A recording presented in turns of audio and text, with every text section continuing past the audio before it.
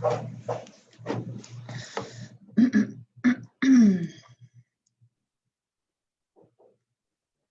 right, we are good to go. Good morning, everybody, all my beautiful members in Compassionate Trying to Conceive community. This morning, I'm joined by Sonja, and she's a successful entrepreneur of a digital marketing agency and services clients all over Australia. So although Sonja's business has exploded in the last 2.5 short years, she has simultaneously experienced severe grief, pain, and trauma in trying to have a baby with her husband. 6 months into their marriage, they received the shocking news that their husband was infertile and did not have the capability to provide biological kids of his own. Her journey has since been one full of pain, uncertainty, loneliness, and anger. Since going through this journey and successfully coming out the other side, her and her husband now have plans to start their family and are proud to say through sperm donation. Sonja now feels very compelled to share her journey with people who are struggling, particularly with coming to terms with sperm or egg donation, as I'm sure there's some of you in the community experiencing this. Sonja promises to share her go-to for self-care and how she feels about this and how she felt throughout this dark place in her life. Her mission is to normalize the conversation around using sperm or egg donation to start a family. So welcome, Sonja. Thank you so much for joining us this morning. And my pleasure. Courageously and bravely sharing your story with the community. Yeah, that's no problem. Yeah, So that's no problem. We've had a little insight, a little introduction. So I'd like to hand it over to you to share as much or as little as you're happy to share. It's a safe space, and I know people are going to be so inspired by your story. Yeah, no problem. My pleasure. Firstly, yes, I do think my story needs to be shared because it has been absolutely a crippling time. So I might go way back to when we got married. So me and my husband got married in September 2018. And then we were on honeymoon and we decided, oh yeah, let's try for a baby. And then what happened was it came Christmas time and there was a few months that had gone by and there was still no pregnancy. So I started to internalize me as being the problem because I think we never hear of men being infertile. It just always seems to be when the woman has the issue. Yeah. So I started to go feeling like a failure. I started to feel like everyone around me was getting pregnant except me. And I also started to feel that something may not be right because from the family that I come from, I was always told we're a very fertile family and you need to be careful, you could get pregnant very quickly, all of those sorts of lovely things. And what did happen was so December came and went, and then January came and went, and then in February I had a really bad period, and I actually thought I was miscarrying, and I was trembling like head to toe, and I vomited, and I nearly fainted, and then that kind of raised questions within myself, maybe I might actually have endometriosis. So I called the gynecologist and I told them the situation, and then they pretty much said to me, oh, you come in because you're already trying to conceive, we'll test you for everything. Make sure, I said, oh, does my husband need to come inside? I was like, oh yes. So this was like 5 months into being married. And then we got the news the day before St. Patrick's Day, so the 16th of March 2019, we got all the results back and it said that Kevin didn't have any sperm. So yeah, that was absolutely like horrific, because I think it was just shocking news, because they basically said to us the only way that you'll be able to have a child is through sperm donation. And I was like, and then they kind of started speaking about the process, and I said there has to be another way. Can you give us another option, or what other avenues can we explore?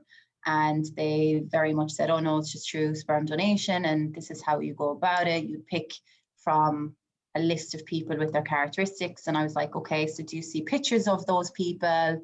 Do you, like, what does that look like? And they're like, no, you just get the features if you want a WA sperm. And then you do have the option to go to Seattle Sperm Bank in America, where the sperm would be $10,000. And the only way for you to have a child would be through IVF. So I was like, okay, something doesn't sit well with me. I'm going to take matters into my own hands. And I then very quickly started researching. So Kevin was diagnosed with azoospermia, which basically meant that he had 0 sperm in his sperm count whatsoever. So then I started researching like obstructive versus non-obstructive. So there is a way that they can syringe sperm out of the testicle and then use that for IVF, but not, and then do ICSI IVF. I think I'm an expert now when it comes to fertility at this stage. I know everything. I know all the terms and all of the, Anyway.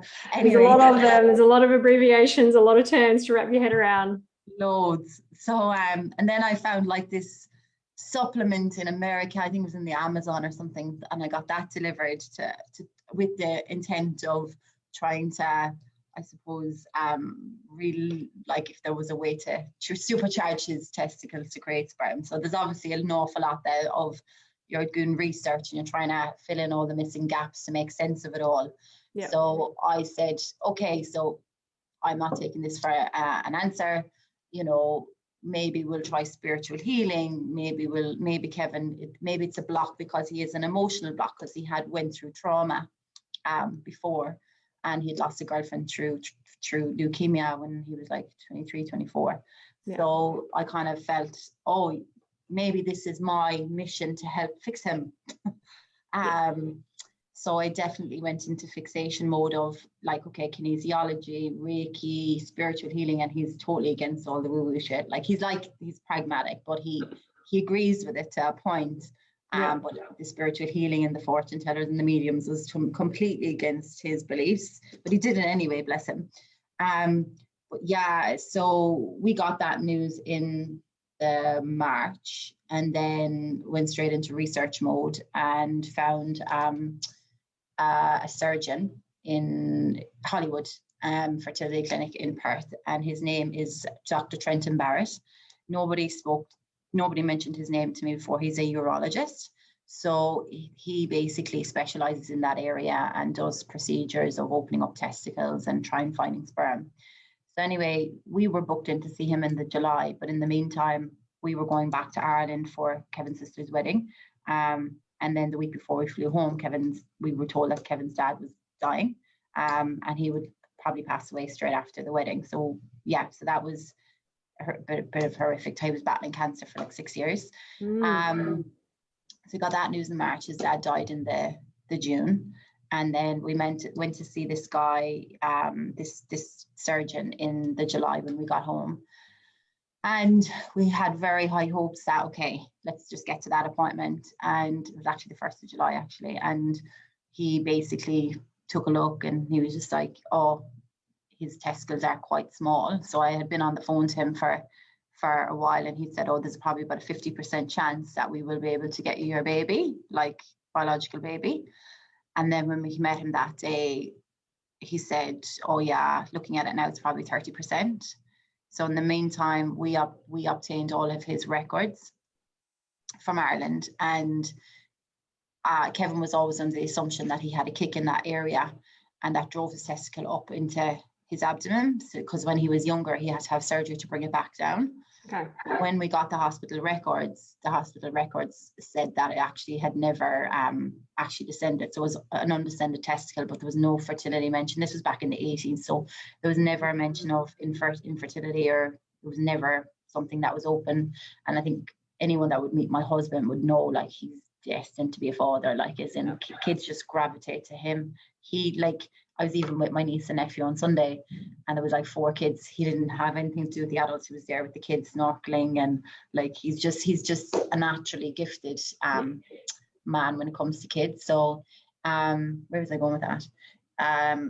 Yeah, so anyway, we had that appointment with the surgeon, and him telling us 30% is like, my world shattered, because I was like pretty much keeping myself in check until that appointment. I went, okay, that appointment's going to be a success. Everything's fine, because this isn't the reality. This will be fine. Yeah. And then, yeah, that was earth shattering. But we still went ahead and booked him in for surgery for October. Uh-huh. And in the meantime, he had gotten a few this is with one fertility clinic, he'd gotten a few samples. Like, so I was like, oh, maybe the sperm will come back now because he's done all this work. Or I was a bit in denial about it all, I think. And yeah, like it's ironic as well, because for me, growing up as a kid, my mom and dad broke up. So having a secure male and that loves kids was a massive on my priorities list of when I was like looking for a potential partner. And yeah, so the fact that that had been taken, like, just broke me, and it triggered all sorts of emotions from my childhood. And you know, those questions that I had that had been going on in my mind, but I kind of suppressed it a bit. That, you know, if we had to have a child through sperm donation, what would stop Kevin from walking out when things got tough? Like, what would stop him from not loving the child because it's not his biological child? There was all of these horrible feelings. And then there was also the feelings that I had that, like, what did I do to deserve this? Like, why have I been put in this position? Why am I being punished? Like, I've been through enough. Like, this was meant to be my fairy tale ending, you know? And I then, when you even think about that, though, there's another layer of judgment that you have on yourself, because you're judging yourself for being angry with your partner for putting you in the situation, even though it's not their fault. Yeah. It's like, negative self-talk is something I don't do anyway, but when you spiraling with grief, like, because I was very close to his dad as well, so it was his dad dying and then having the grief of him, most likely the operation not being a success, but we were going to do it anyway. But yeah, so it got to the operation stage, and I had high hopes that it was going to be a success. And I actually was due to fly out to Ireland 5 days after his surgery. And in the meantime, I had booked him to go with the boys to Japan for the Rugby World Cup. And yeah, the day he went in for surgery, and I remember the surgeon ringing me, and he was like, I'm really sorry, it's really bad news, you know. Like, I was like, but what about the other testicle? Because there was only one testicle that was up in his abdomen. And he's like, they don't function without one another. They need each other to function. So you can't just have one good testicle and one without the other. They haven't fully formed because it never descended into the sac. So apparently, and this is a good thing to know, any person that has a young baby boy, that if the testicles don't descend within the first 6 months, it can cause infertility issues. Okay. So the sooner that's spotted, like, the better, because it can cause issues like that we're now in. So yeah, and then he had the surgery, and it was the most horrendous day of my life. Like, I couldn't stop crying. It was like it was over. Do you know that, in terms of, like, there was no hope. So I straight away went into mode. I was like, Kevin, like, after that, okay, what's the solution to get ourselves out of them? I'm always kind of focusing on, okay, what's the next goal? How are we going to have a family? Because obviously it was never really an option for us to break up. That was never really on my horizon, because I know I was a better person with him than without him. But it's definitely stuff that crosses your mind when you're in your early 30s and people start having babies. And, you know, we were married a year at that stage, and the pressure that we were getting, like, when you're going to have a baby, when you're going to have a baby. Every single social setting that we were in, I was hounded. Like, even if I wasn't having a drink, because I might be driving, like, oh, you're pregnant. And I'm like, if somebody fucking asks me, am I pregnant again, I'm going to fucking punch him in the face. Like, not that I want to do that, but it's just, it was like, it's one of the most horrible questions you can ask somebody, because from my experience and hearing other people, and, like, even though some people's plans might be different, they don't have kids straight away, but 9 times out of 10, anyone that is married and doesn't have a baby in the first 2 years or 3 years, a lot of it has to do with fertility issues, but it's not spoken about.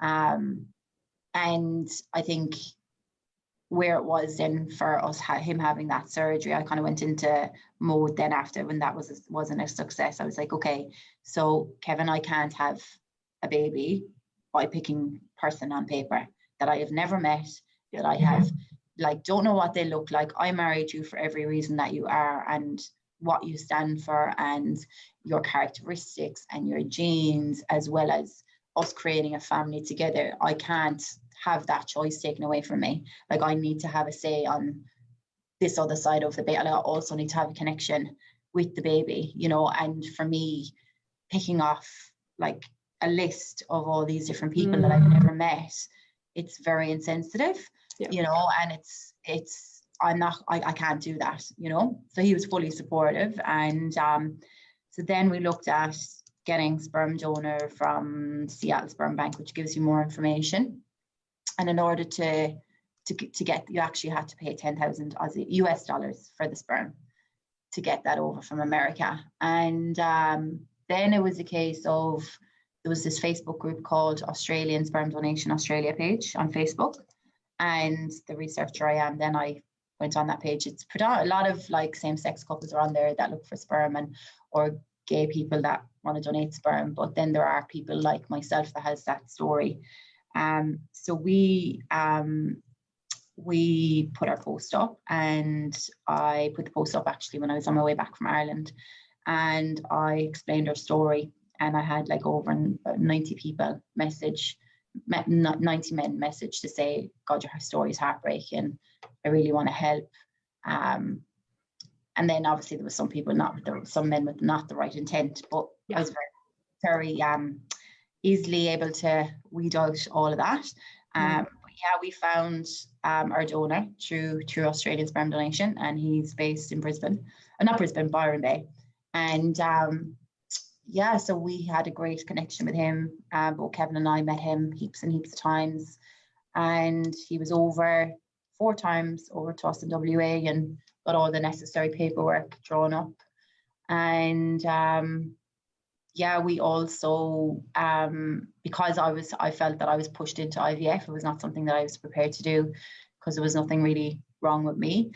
I'm that type of person that I would challenge the norm. So we also did, and this is obviously very, very sensitive, but I will share it anyway, because it's something that when push comes to shove and when you're put in that situation, we did do artificial insemination in a controlled environment. One of my really good friends is a nurse. She's also craniosacral therapist and a mental health nurse as well. So she actually inseminated me. And we did that 3 times and it failed each time. But looking back on it, I know why that failed, you know, because we weren't ready, you know, as in it was like, it was a band-aid to fix a problem. Yeah. That couldn't be fixed. We were trying to fix something. So we feel the feels, and we needed to go through all the emotion, and we needed to accept the situation fully. And it didn't work. And then March last year, just before COVID, we said to him, look, come here, can you come back over? Would you, because he's also quite alternative like me, and he's kind of normally against all medical stuff and pharmaceuticals and all that, but because of the friendship that we had built with him and how much he wanted to help us, he agreed to donate to, and we changed fertility clinics. And yeah, so it went into freeze March last year. And then September last year, September 2020, we had our first artificial insemination IUI cycle, and that failed. That was through the clinic after the freeze had failed. So again, more setbacks. And then we were meant to start IVF in December. And then I said to myself, you know, I have the last 2 years, Christmas has just been a really horrific time where people are announcing pregnancies, or like the year before, like the year just the year before, 12 months, we were in the height of artificial insemination. I was like, I actually just want to take control back. I don't want this fertility journey controlling my Christmas when it's meant to be a happy time. Yeah. So let's just do it on our terms in January. So then in January, just gone, I understimulated, so they had to cancel the IVF cycle. And then last month, I overstimulated and they collected 20 eggs. And so then 10 of them fertilized, and then we got successful 3 embryos that are now in the freeze for whenever I feel ready to do it. And I think for me, I'm so aware of why that's all happened the way it has, because I've been destined to be an entrepreneur, but even though I didn't realize that. So me going through such a horrific time, my business was getting busier and busier and busier and busier and busier. And this was my baby. Like, this is what was distracting me from. I threw all of my energy into my business. It was like the thing that I was most, it was the thing that actually saved my mental health, I think, because I just absolutely threw everything I had into the business, grew to the degree that it has grown. And even the setbacks that we've had, they all make sense. Even the setback of the hyperstimulation that I've had with the 20 eggs, there's no way in the world I'd be ready for an embryo transfer, because business is at this point where I need to actually put in all the strong foundations in place. Otherwise, I'm going to be stressed throughout my pregnancy, and I don't want to pass that on to my child. So that is the goal right now. So I'm so grateful in a way that it's happened the way it's had, because it's made Kevin a better person. It's made me a better person. It's made our marriage a better, stronger unit, that there was times that we didn't think we could even make it. We did have a few times within our marriage where we were like, this is all just so hard. Maybe we're not meant to be together. We're meant to be together.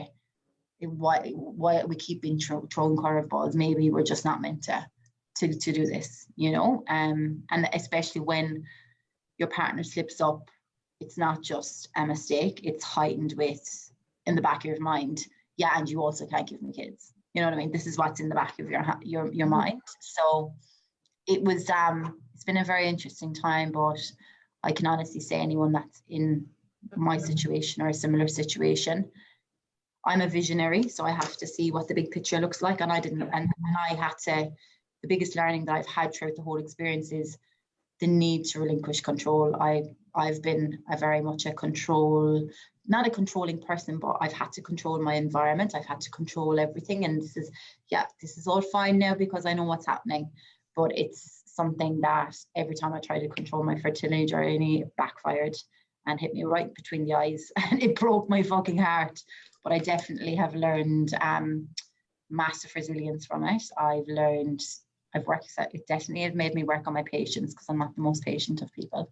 And honestly, I think the fact that our marriage was able to last this, and we're at that point where our marriage is in a good place, and now we're like, okay, yes, it'll be even better. There's no even that trigger of it being, oh, but the baby's not Kevin's biological child. That pain and that anger and that resentment is no longer there anymore. Also, I think the reason how this has all come about as well, and how we are such in a good place, we've done an awful lot of work on ourselves, and together, individually and together. So I've done craniosacral therapy, kinesiology. We've done Tony Robbins together. We've done what else have I done? Neurofeedback. I've also done what was that one? Neurofeedback therapy as well. So that was probably the most fun things that I've ever. Say that again, sorry. So you said after, I think it was after Tony Robbins, you said something like no feedback. What was that one? Neurofeedback. Oh, neurofeedback. Where you're tied up to a machine with your brain neurons. So like if there's a disconnection in emotion, it kind of rewires the belief system with kinesiology. So it was like reprogramming all of the beliefs. That was like next level. Yeah. We've done spiritual healing, as you know. Spiritual healing. Mediums. But the psychedelic assisted therapy, and I know it's quite controversial, but it works really well for post-traumatic stress disorder.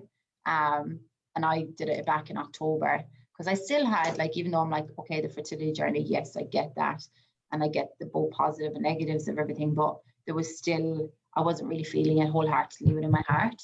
So I did a fungi ceremony, so it's similar to ayahuasca, but it was very much around the epiphanies that you have and the reasons why your journey is the way it is. And honestly, it was the most groundbreaking thing. Everything made sense after that. It was like it healed my heart.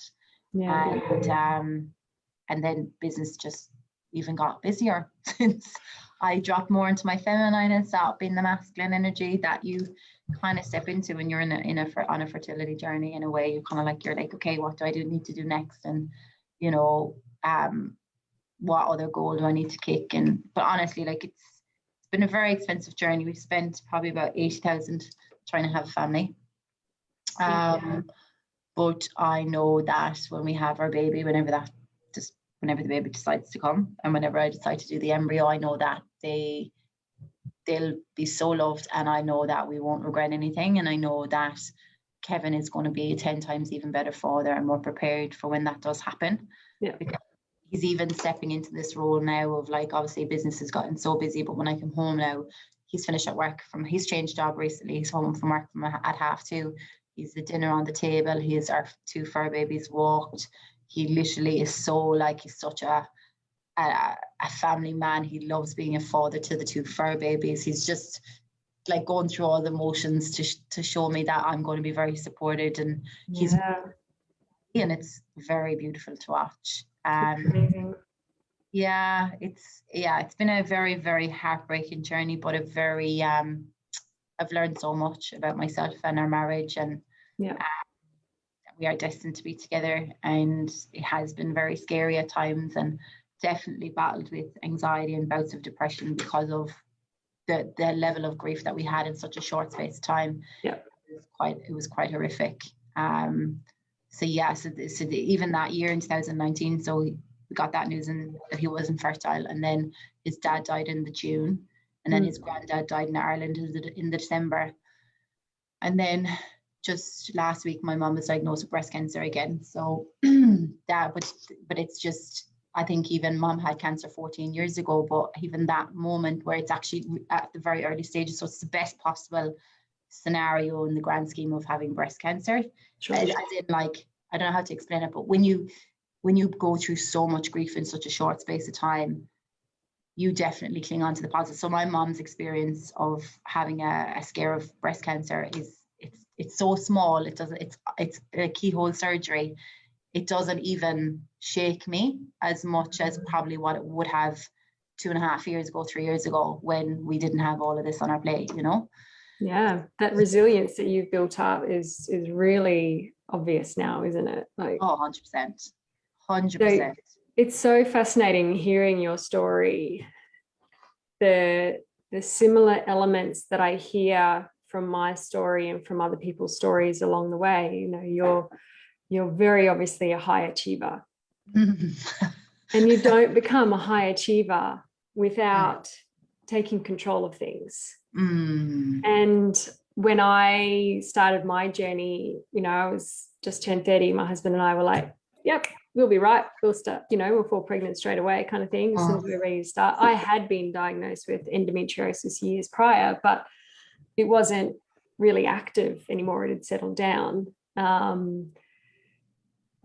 So when it wasn't happening straight away, I was like, okay, what can I control? And it was the team leader role. It was stepping into being president of that industry association. It was taking on this executive, you know, projection leadership thing, whatever, you know, it was like anything to distract me from the pain that I was facing of not being able to produce a baby and create a baby naturally, that you think you're born with that right to have. Like so many people in that age group around you, like at my wedding, my 2 closest friends were 8 weeks pregnant. So it was right, like I wanted to have a baby at the same time as them, you know, experience all of that at the same time with them. And then, you know, those steps that you were talking about, the compounding grief and the reevaluation, the blaming, the blaming of self. And of the partner and questioning the relationship, all of those elements, they're so common. Doesn't make it any easier, but sometimes that understanding of you're not alone on this journey is also really, really beneficial. 100%. And I think you actually just touched on a very important thing that I forgot on my journey is that I was on a women's fertility retreat back in September 19 after I did Tony Robbins, and literally I shared my story and the pain because this is before the surgery. I'm afraid that I won't love him if this isn't a success. It was all these fears that came up anyway. And one of the girls at the retreat were like, hey, I actually have a friend that's in the same situation as you. I'd love for you to speak to her. And I spoke to her, and she was a real support to me throughout the whole experience. Like, Yep. now she's actually probably due to have her second baby in the next few days. But like, having that somebody that doesn't make you feel alone, and actually you can relate to, and that you don't feel like a complete bitch for judging your partner, like, or judging like the whole situation, that, you know, they get where you're at. Because I think from my experiences, like, you know, people knew that there was fertility issue but didn't realize to the extent, and then they start talking to you about, oh, I know a friend that has a fertility journey, and I'm like, yeah, it's not me though, but okay, I know where you're coming from, I get that. But again, it's kind of like, it's not discussed when it's a man that has the issue, like, and it's kind of like, people think that I'm infertile, but I actually can have kids, but it's not up to, I haven't done anything here. And especially when you're a high achiever and people think, oh, sorry, you know, or people say, oh, when you have a baby, like, you're actually having challenges, and then they start saying, oh, you know, my friend who's infertile or having it. I'm like, I know what they mean well, but nobody speaks openly about when it's the man that's the issue. And that's I think for me, I didn't really have any go-tos to help familiarize and normalize my feeling, like, other than Renee that I had met throughout my journey. And that's why I feel like really compelled to share my journey, because it's like, I know it can break so many people, and it can send you into so much despair and depression and anxiety and fucking scary shit. But I feel like if it was more normalized, people would be able to relate to one another more. So my goal is to create a podcast eventually around it, specifically around my journey. So people can relate to the emotions that you have, because it does hit me every now and again. I think it does. Even having a setback of just getting 3 embryos, I was like, how did I only get 3 embryos, you know? And they're like, that's actually good. And but I had 10 eggs, 10 the day before, like 2 days ago. How is it only 3 now, you know? And I know. It's like, that process is horrible, isn't it? Like, I think one of my cycles, cycle number 5, was 16 to 17 eggs down to 0 blastocysts. So it's entirely possible, unfortunately. And that would have happened in previous cycles if we'd tried to grow them to blastocysts straight away, but it ended up being a year of transfers, of failed transfers. So for me, by the time it had got to that 5th cycle and I had an answer within 5 days instead of within 10 months, I was grateful for that. So as you say, you know, you start to have perspective around the kind of news that you're getting, that, okay, all right, it's crap news, but at least I didn't take 10 months to get that crap news and have this 100%. Massive roller coaster. 100%. So it's self-preservation as well, isn't it? So I've definitely found myself throughout the time coming completely off social media, like, as in deleting the apps off my phone. Because I swear to God, every time I looked at the news feed, it was either someone announcing they're pregnant, it was a baby shower, and it was like, and this was at the start when it was really, really like severe, like the pain was really severe. And quite raw as well. Very raw, yeah. So I had to remove myself from social media for a period of time. But again, it just triggered me. Not that I wasn't happy for somebody else. It was more that, you know, that I was sorry for us. I felt sorry for us, you know, and why can't that be us? And then I kept telling myself, well, not everybody has what I have either. Like, I have a really successful business that I know a lot of people that have a baby want to go and try and build a business after they've had a baby, whereas I'm going to have that luxury. I have done that before the baby comes, you know. So that's kind of, I used to try and coach myself out of my negative feeling. But again, I think I wasn't really ready for how different people treat you when they know. Like, so my partner's family, they're very old school Irish, and they don't really talk about emotions. And I come from a talking family where we talk and share about everything. But God, since we've told them our news, they've just like, especially his sisters, like completely like distanced themselves from us and like stopped. Just too uncomfortable. They can't deal with it. And yeah, like his sister, I Shame. was home in Ireland after Kevin's surgery, and I was meant to meet his sister, and then his sister told Kevin, who was in Australia, to say, oh yeah, I'm actually pregnant, I'm not sure I'm comfortable meeting Sonja. And I was just kind of like, of all times, you could have waited, like, you know, you didn't have to tell me 5 days after. Like, I'm delighted for you, but then it's kind of like, when people know, they're like, oh, you know, sorry, they start treating you differently, and it's like, I don't want you to treat me differently. I don't want your pity. I don't need your pity. Like, I've a lot going on for myself that I'm proud of. I actually just want to be treated normal.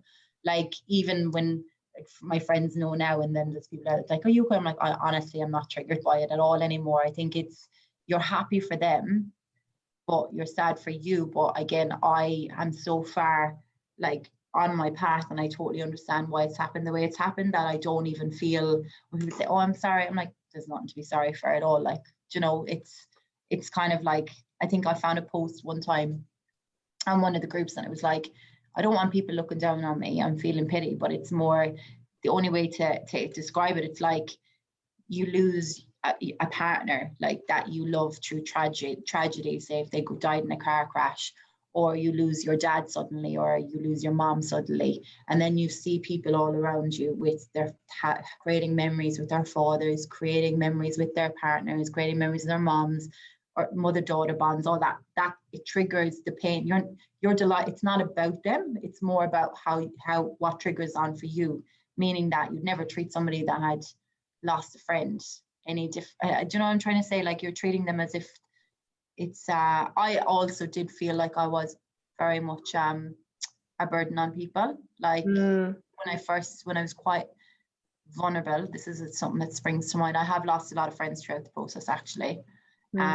And that's because I've changed, and I realized, you know, I was that light for everybody, and then when the lights went off for me, you know, like a lot of my friends at the time, they knew what was going on and didn't know what to say, so said nothing. So time just has gone by where nothing's been said, so they're no longer part of my inner circle. And it's not that any conversation needs to be had, it's just a natural progression of my life right now. I only surround myself with people that actually add value to my life, and I add value to theirs, and I don't just give to anybody. So I've learned the power of my own boundaries to protect my own heart, and, you know, more self-love to actually keep it within your own circle. And not everybody deserves to see your light all the time, whereas I used to give it to everybody all the time, whereas now I don't. And it's not, but as you say, it's not because you don't have it, it's because you've learnt those boundaries. 100%, because again, if people can't be there for your best, if they can't be there in your dark times, they don't deserve you at your best. And I think it's important to say that there's nothing wrong with a person that has a fertility journey. It's just that they're changing for the better, and they outgrow friendships and outgrow the people that they're around. And equally, I've had to, even with my husband's family, I've had to learn to put down the armor, and like, that's their shit. They're just not able to talk about that. And I'm so glad we live in Australia, and that's why we don't live in Ireland, you know. Because it's so backward. And even that time will come where we will, but I understand my boundaries, and I'm not gonna be unapologetic for my situation, you know. Like, I'm giving Kevin the best gift there is in life.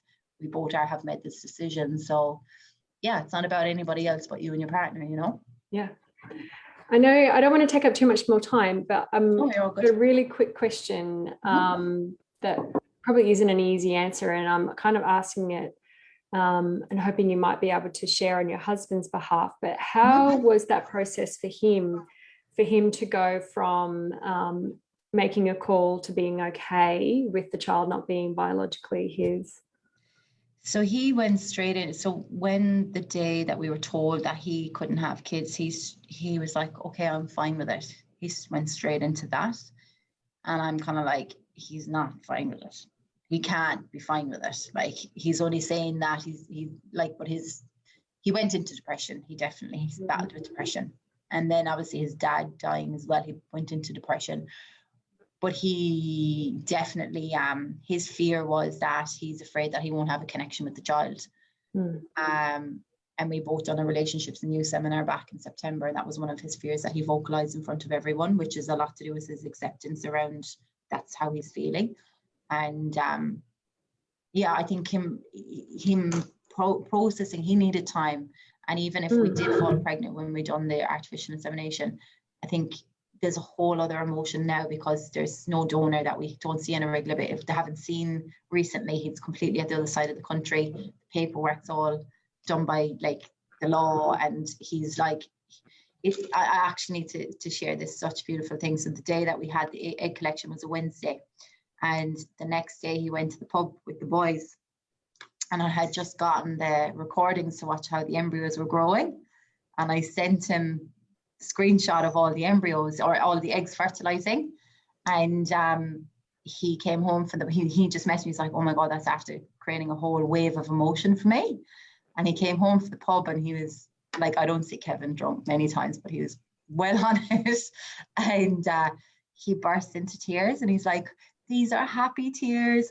Well, this is everything that we've wanted. This is like he bawled crying for at least an hour. Like, and I've never seen him like this. And then he started eating ice cream, and he was just like, I'm eating ice cream because my dad knows I loved ice cream, and this is a happy moment, and I'm celebrating, and I'm just so happy. And I normally, when he'd be drunk, I'm like, I'll go to bed and shut up. But I was like, it's okay. Like I was like literally cradling him like a little, but it was like it's all happiness, you know. Yes. And even in that moment, I was just like, you know, he's so ready now. You know, he's so like, he has so accepted it, and he's so ready for the next step, you know. And the fact that it didn't even matter, he sees them already as being his babies, you know, like it's just, oh my God, I could have 20 babies, is what he thought. He's like, well, we have a football team, and I don't think it's that simple, but anyway. You know, but yeah, that was it was definitely a long process, but I think the depression for him is what led us to nearly breaking up, and he knew he needed to get his shit together, as where we weren't going to last. Obviously I had part to play in it, but he wasn't the same man I married, definitely not. He definitely went into massive depression that he's only recently admitted to me. But yeah, like no self-love, not taking interest in himself, like not eating, you know. And then you try and talk about it, and then it was like it ended up in an argument, and then it's kind of like, well, you give it. Even when I was having my really dark days, he'd come home from work and he would just completely disengage and walk away, like, or he'd stay at work longer because he knew I was having a bad day, because he didn't know the guilt that he was feeling was just next level. So I needed him, but he couldn't give me what I needed, and that was even lonelier as well, which is added to the feelings of the anger and the resentment, because they can't be there for you, you know. So because he's dealing with his own stuff. He's in 100%. Yeah, 100%. So even the situation, even though he couldn't, and this is the thing that my family has always said. I was like, oh, it's very sad for you, Sonja, but like it must be very sad for Kevin as well. I'm like, hold on a second, no, it's both of us in this. Like, you know, it's not like I just married Kevin for babies. You know what I mean? If that was the case, just agree to any donor. That's not the case. It's and it is much I think it was a lot to do with his journey too, though, like as in like he's become this totally like confident, secure, like man from this whole process. He's just been like, yeah, it's fine. And I asked him, I was like, obviously about sharing in this group, I was like, are you okay with me sharing? He's like, yeah, I think a lot of people need to hear this, and I'm happy to share it. And you know, and imagine all the people that could have that if we heard their story, how much we could have benefited from it. Like, of course, share it. Like, it's fine. I'm fine with it. I was like, okay, from a privacy point perspective, he's like, no, he's like, share it. I'm fine. Obviously, I wouldn't be going live on my Facebook profile to 5,000 friends or anything, but yeah, but the people that need to hear it, you know. But he's honestly, he's an amazing guy, and we've both got an awful lot of acceptance and healing around it. But just know that you can't do it on your own. That you can't heal yourself. There is a lot of people out there that can help with these sorts of things, and you definitely would be one of them. Just it's so important to not feel alone, because you can go very much into isolation. Definitely. Yeah, definitely. Yes. So hopefully 2022 we'll have our baby. That would be amazing. Yeah, it would. And I told everyone, I'm like, when I'm pregnant, I want the biggest baby shower with the biggest fucking balloons, and I want it at the Ritz. I'll be like one of those like proper like what do you call them? What do you call those one of those shows where they have everything, the best of everything. Not that I'm a material person, but it'll be a massive celebration when it happens anyway. I bet it will. I bet it will. And I look forward to hearing that news when the day comes. Oh yeah. Definitely. Whenever it decides to make an appearance. But yeah. Because it's not up to me. I need to be in a good place. That's right. You relinquish that control. What will be, will be. Yeah. I need to get over myself. It's not about me. It's about whenever they feel ready to come.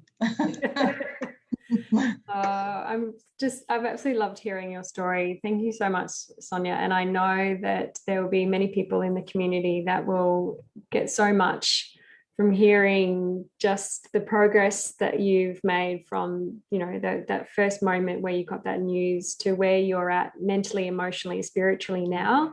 Mm-hmm. So beautiful to see. My pleasure. And there's actually one thing I think is important to note when it comes to donation. We made the decision very early on that our baby's going to know how they were conceived, because my mom and dad broke up quite young. I know I struggled with not having him around from an identity perspective. So they said we'll gradually, they've advised us if we want to tell them, it's not going to be a secret. They'll know quite early on. It'll be part of their bedtime story. And this is how our family has started, and then it's not going to be a shock to when they find out later on. So that was our decision that we thought was really important. But so I just wanted to share that because that was another thing that sprung to mind. Definitely. My pleasure. Anyway, it helps to normalize all aspects of the different versions of people's fertility stories. Absolutely, and no family is the same. And what looks great on the outside definitely isn't great on the inside. Everybody has good, bad, ugly, and it's not all that it seems on social media. That's for sure. It's not. That's for sure. No, absolutely not. But if there's anything I can do to help your community, I'm more than happy to be involved. And when I start this fertility podcast, I'll have you on, and you can help talk to more people and spread the word, because I think there's definitely need for change in the fertility space for sure. That's for sure. It's definitely one of my missions, is to reduce the shame and taboo surrounding infertility. So as you say, there isn't that discomfort with your friends and family when you share the news that you are struggling. That they're not going to step back and go, I don't know what to do. I don't know what to do, so I do nothing. Yeah. Or pity. And then they're sending you love. Okay, yeah, I'm fine. Thanks for asking. Yeah, absolutely. But yeah, I'm and if there's anyone in this community that wants to have a chat with me, I'm happy to make time in my day to have a one-on-one chat or a voice note or anything. Just reach out, because you're not alone. There's so many people that go through it. And even in our fertility clinic, they say the majority of cases that they see, 70% of the infertility is with men. What percentage did you say? 70% of the cases is the issues with the man, not the woman. So isn't that amazing? But honestly, I'm happy to, if anybody wants to reach out and chat to me, because I know it's a very dark time, and I'm happy to talk to anyone that may need to have a chat. Honestly, it's something that I'm compelled to share. So yeah. Thank you, Sonja. Genuinely appreciate it. Thank you so much for your time and for opening up and sharing. And as Sonja said, if you have any questions around this, if this has triggered anything for you, please do reach out for your support network, or if you feel that there's something that you would like to share. I'm here, Sonja's here, or if there's a counsellor within your fertility clinic, please do reach out. And I'll be back on again in another couple of weeks. I'll be sharing, actually I'll be posting it as a video because we'll be camping at the next interview time frame. But we have another practitioner coming on board to share how she helps you manifest abundance. So beautiful mind space to be in when you're on the fertility journey is to open yourself up and allow that hope for an abundance in your life to come in. So I'm talking to a practitioner about that in a couple of weeks' time, and then another fertility journey as we get closer to Infertility Week in April, another beautiful member of this community. So thank you again, and I will see you online, no doubt, again soon, Sonja. And no problem. And anyone who's watching the replay, you know, feel free to pop any comments on there as well. I haven't seen if any comments have come through, but I'll make sure we get back to any questions if anyone's had any throughout the live. Thank you. Thanks, Belinda. See you later. Have a great day. Bye. Bye.